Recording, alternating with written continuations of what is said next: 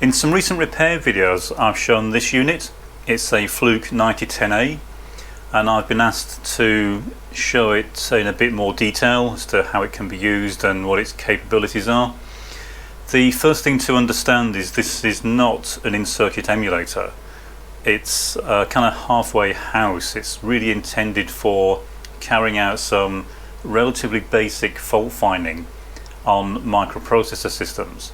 This is the older systems, or Z80s, 9502s, that sort of thing. And while it is extremely capable in that context, it's very good for doing certain types of testing. You do need to get to know it fairly well to get the most out of it. And so what I thought I would do is make a few videos going from the basics of setting it up and connecting it to a system you want to test, through to writing script, some more detailed information on some features that it has. If you're familiar with using these, then you won't find these videos interesting, but if you're not familiar with these, if you've just purchased one, or if you're just interested in how they were used in fault finding, then you may find these videos of some interest. The first thing, if you do get one of these, is not to get carried away with it. It's very easy to get bogged down trying to figure out why this isn't doing what you want, rather than getting on with the process of fault finding and repairing the units that you've got it connected to. And so that's how I'm going to start this first video, is getting it connected and some of the pitfalls and traps that you can fall into if you're not familiar with using this sort of machine. So firstly, it's fairly generic. You've got a base unit that does not have any inherent capability for testing specific types of processor. What you do is you connect it through a cable to a pod, and the pods are specific to processor types. So I'll move the camera so we can see the board. Unfortunately, I'm going to have to keep moving the camera around because I can't get everything into the same shot. So we'll get the Fluke connected to the board I'm going to use as the demonstration board, and then we'll get it powered up, and I'll do some basic testing in this video, and then in the follow-up videos I'll do some more in-depth usage of the machine and how it can be used to analyze the boards you're testing and repairing. So the board I'm going to use as a demonstration board is this Wren computer system board. If you've been watching my previous videos, then you'll know that I'm part way through repairing the Wren computer, and I thought it'd make a good demonstration board so that if I do use the Fluke again while I'm finishing the repair of the Wren, then I can also use this to give some more information on what I use the Fluke for and the sorts of testing you can do with it. As I said, it is a case of not trying to force its use. I don't use it that often, but when I do need it, it is extremely useful. It's kind of a halfway house between just using sort of basic scope techniques and an in-circuit emulator. Obviously an in-circuit emulator would give you far more control, but this will let you do some very quick and fairly in-depth testing, but it won't let you run detailed code or anything like that, but you can write some fairly useful scripts. So the first thing when you come to use the Fluke is you need the right pod. So this Wren uses a Z80 processor, so of course I've used the Z80 pod that I have. Now normally the pods are in cases, but these are ones that I make, and because I'm always messing with them and changing them and modifying them, developing them, I tend not to fit them to cases. But essentially all you do is one end of the pod goes through a cable and connects to the 9010 base unit, and the other end goes through a ribbon cable to a header that plugs into the board that you're testing. So you take the processor out of the board that you want to test, and the Fluke will essentially replace that processor and give you some fairly good control over running the board. What I've done on this board, one of the things you need to be aware of, if you have an original Fluke pod, it probably won't work much past 4 megahertz, and that's just the speed they ran to. The ones I make I tend to modify slightly, and these will run up to 8 megahertz. The REN has a 12 megahertz crystal which is divided by 2, so the processor is clocked at 6 megahertz. And while that's fine for my pod, you might find if you have an original it won't work on a REN. So what you can do is pop the crystal out. So this is the main clock crystal for the REN, and what I've done here is I've hooked it up to an external signal generator that we'll have a look at in a minute, but I'm just feeding a signal through a small DC blocking capacitor into the oscillator circuit of the REN, so I can feed in whatever frequency I want, and I will show you the effects that it will have when you change the frequency, because there are some things you need to be aware of if you start messing with system board clock frequencies. Also, it's useful to use the Fluke in conjunction with a scope or a logic analyzer, and we'll come back to that in a few minutes when we do some basic testing. So basically you plug it in. Once you've got it connected like this, the next step is to boot up the Fluke, and then you power up the unit that you're testing, and I'll then show you what sorts of testing you can go about doing. So initially we'll look back at the Fluke, but bear in mind this is how it's configured, and what I have for the clock signal that I'm feeding in. I'll just quickly point the camera up at the signal generator.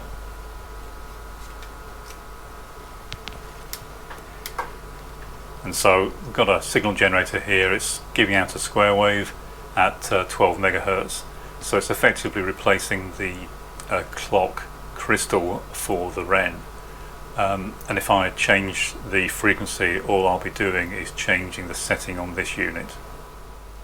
So once we have the Fluke connected through the correct type of pod, we have the unit we're testing set up and ready to be powered up. We turn on the Fluke. I apologise for any flickering on the display of the Fluke. There's no way to avoid it. It's just an artifact of the camera shutter speed. Hopefully you won't find it too annoying. So once the Fluke has powered up, of course if the pod doesn't pass the self-test, then there's no point using it to do any fault finding. But I've already done that on this pod. It's working fine. So the next thing to do is power up the REN.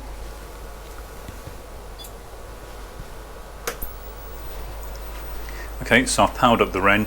Now of course you can't see the REN, but it's not running because there is no microprocessor plugged in. I'm getting garbage on the screen, and what I'll do now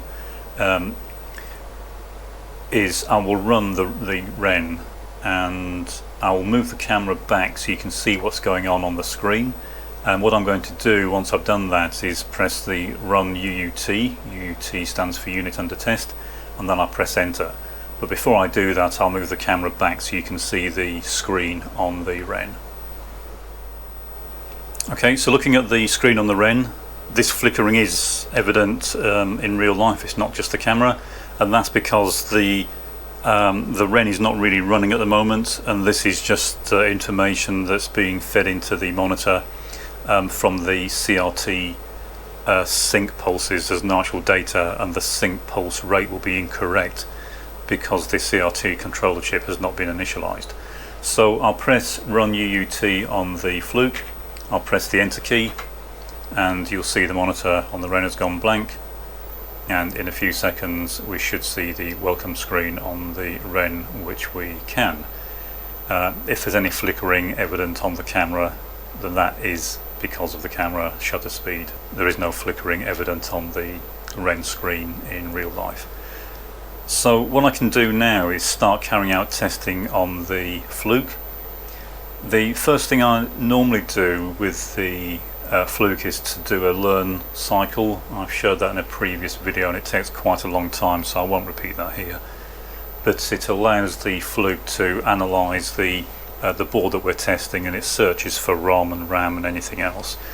And if you recall, the system would not initially find the RAM. It was coming up with all sorts of weird information about in-out ports and various bits of ROM that were dotted about the memory space. and that was because of some faulty devices we had on the board. I mentioned that you need to be careful with clock speeds. If you need to modify or lower the clock speed on the unit you're testing to allow your pod to work, then the sorts of things you can get are weird behaviour on things like displays, serial buses, etc. will run at the wrong speed. But what I'll do now is I'll try running the clock at a different speed. So I'll change it to 9 megahertz, and you can see we're now getting garbage on the screen of the REN, and that's because the sync pulse rate for the monitor is too far out and it can't synchronize the sync pulses with the monitor. So I'll change that back to 12 megahertz, and we see that the monitor can once again lock in. Okay, so back at the Fluke, we're running the unit under test, and as we saw, the REN started up and ran as if there was a microprocessor fitted into the socket. When you're doing initial fault finding, as I said, you might want to run a learn cycle, or you can do explicit RAM and ROM learn tests, in which case you would enter specific memory locations or ranges that you want the Fluke to test over. So for example, if we want to do a RAM test, there is no RAM information on here at all because the learn cycle hasn't been run. If you run the learn cycle, then you can then interrogate the Fluke to see what it's found, but these will all say there's no information because I haven't run the learn cycle. But once you've run the learn cycle, you should have some idea as to where the RAM is, where the ROM is, and any in-out ports that are available in the current address space. And when I say current address space, then the thing to bear in mind when you're using the Fluke, and for example with the Z80 has a 16-bit address bus, but the Fluke can only by default access the devices and memory that's directly addressable from the Z80 socket. If there's various mapping circuits and logic to map in and out ROM or RAM or anything else, then the learn cycle won't be able to find it unless you're able to switch the bank that the unit under test is using by sending it a command from the Fluke. We'll go into that sort of thing in a later video. For this one, we'll just stick to the basic testing. So in this case, we'll do a short RAM test. Now, a short RAM test is just very basic testing to see if particular memory areas can be written to and read from. So for example, I happen to know both from the documentation that I have, but also from the learn testing that I did previously, that the main DRAM for this REN is in the memory address space F000 to FFFF. And if I now press enter, then the Fluke is going through and testing what it thinks should be RAM in that address space. Now of course, if you ask it to test something that's not RAM, it's going to come back with something, some error of some sort. So I'll stop that test. I'll do the same thing again. I'll do a RAM short, but I'll do that in a different address space. And it's failed. It's been trying to read and write to that address, the first address in that address space, but that I happen to know is a ROM, and because it's a ROM it can't write to it, and therefore the read-write has failed. So as I say, once you know the various inputs and outputs, the RAM locations, the ROM locations, then you can start to run some detailed testing. So for example, you can write specific values to particular memory locations, and you can read those back to see if you've been able to successfully write them. So for example, if I try to write a particular value to address F100, and I want to write a value, let's say 67 for example, then as far as the Fluke is concerned, it's written that value to F100. We'll try and read that back, and as you can see, it's read back the same value. If I then change that value and this time I'll change it to 45, and we'll try and read that back. Then you can see we have indeed read back a value of 45. So we can write and read values from specific memory locations. We can get it to continuously do that, and by continuously looping around and getting the machine to do the same thing over and over again, then we can cause the Fluke to continuously write to or read from specific memory locations. So in this case I've hit the loop key, and you can see now it's looping round and it's continuously doing this particular function. So it's continuously reading from memory location F100. Now of course that can be extremely useful if you're trying to fault find in the memory or the memory decoding, because it's going to allow you to continuously create a signal going to the specific memory address that you are looking for, and that of course will allow you to put a scope onto the correct pins on the correct memory device, and you can test specific bits on specific memory chips doing this. So if you've got, for example in this case we have 8 memory chips and they're 1-bit memory devices, then what we can do if we think there's a particular bit that's stuck in memory, then what we can do is test that particular memory chip by writing a value to it. So for example, these are hex values, so if we write a value of say 2 to a particular memory location, then that will be testing bit 1 on that memory space. In other words, it will be testing the second memory chip, and that is much easier than trying to unscramble the signals you normally see going around the memory and data bus and address bus, which can be extremely difficult to follow. So we're not running the system here, we're not running the system ROM, so we're not getting all the background events going on. All we're doing is running one very specific read cycle, and that makes it extremely easy to fault find on the data bus and address bus, and you can very quickly see if things aren't working the way that they should do. Okay, so once we've done this, then we can obviously test the memory in quite a lot of detail. So it's very quick and easy to determine if a particular memory chip is failed, if the memory decoding is not working, if there's a memory mapping issue.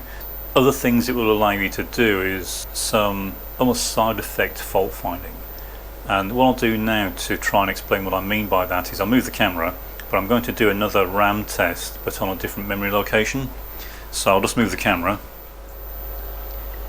Okay, so looking back at the screen on the REN, what I'm going to do now is I'm going to write a value to the character RAM space, and because what's on the screen is really just the data that's stored in that part of the memory, what we should be able to do is write some pixel values to the screen.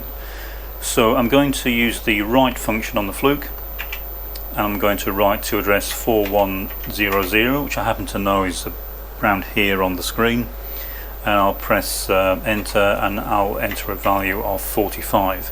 So if we keep an eye on this area of the screen, you can see that a character or part of a character has appeared. What will happen when you do this will vary from system to system, and it really depends on how the screen memory, video memory and character memory is arranged. Sometimes you'll get an entire character appearing, other times as we have here, we seem to have interlaced character RAM, so it's only showing one line of data. So what I'll do now is I'll write to the next memory location, which is 4101, and we should now get something alongside this. And as you can see, we've got another set of pixels appearing. So this will just be an 8-pixel wide value that we're putting onto the screen.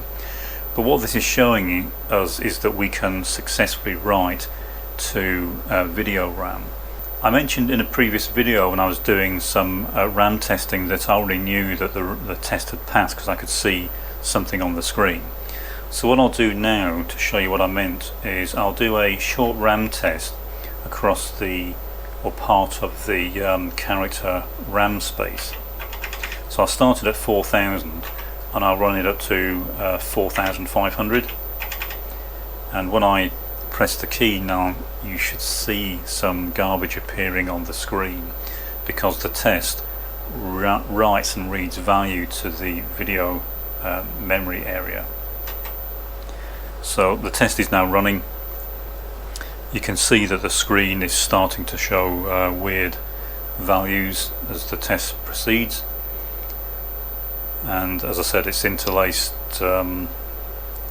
memory space as far as the monitor is concerned, so it's writing each character in effect row by row across the screen. Okay, so that test is finished. If you do a longer test then it will ultimately fill the entire screen with garbage, but again you can see that the test is working, and this is another method you can use to test specific memory chips by writing values to certain memory addresses. So once you know the address range for the video RAM, then you can test specific parts of it and see where the particular fault might lie.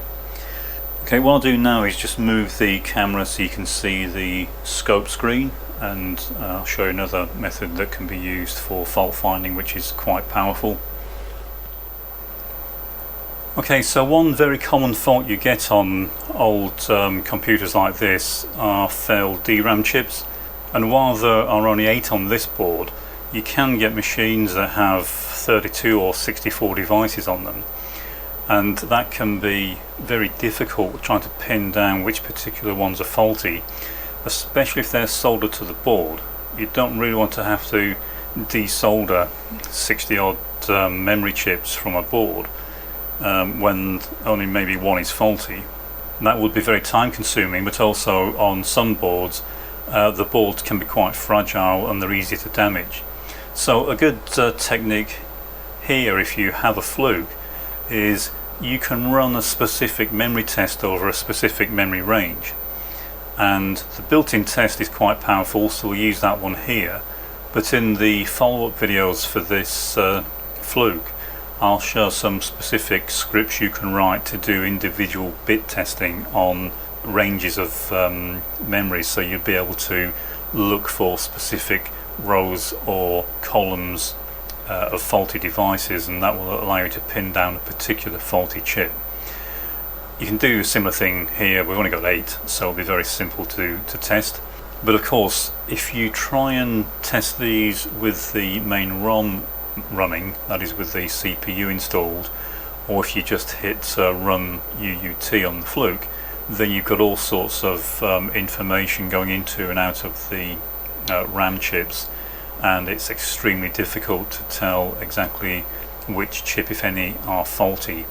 You can of course use a logic analyzer or even a thermal camera, but of course if you don't have those then it can be quite complicated to do that. But if you have the Fluke hooked up anyway, it's a very quick test to carry out, especially if you've already got the scripts prepared. But what I'll do here is use the built-in memory test function. So what you can do is put the scope probe onto, for example, the read-write line of the memory chip, and you can see here that not much is going on, and these are normally all wired in parallel. So again, we'll look at just an arbitrary device, and you can see there's no activity going on at the moment. But if I run a short RAM test for the memory range that these DRAMs reside within, then you can see that we're getting access to those particular devices, and that test is finished.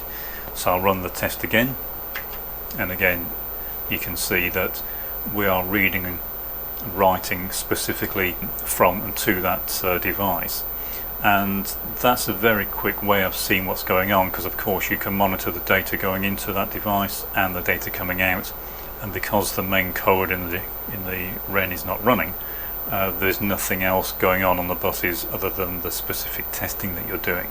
So it's a very easy way to narrow down the testing that's going on and the signals that you expect to see.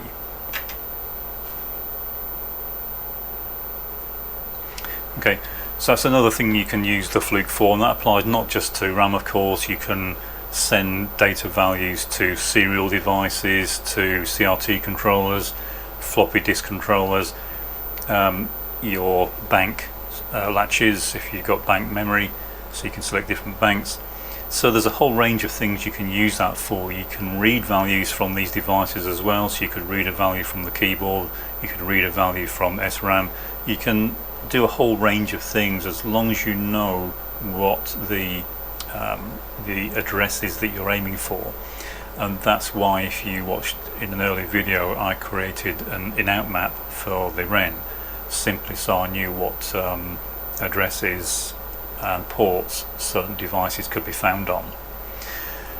Okay, so that's it for this video. I'll start going into more detail in the follow-up videos for the Fluke. I'll look at writing some scripts.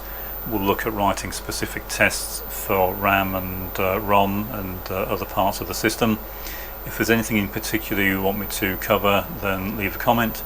If you want more information or less information, then let me know. But the idea is to try and demonstrate one of the ways that you can use the Fluke to do fault finding. And although this is a Z80 system, the same pretty much applies to any of the systems that the Fluke can support.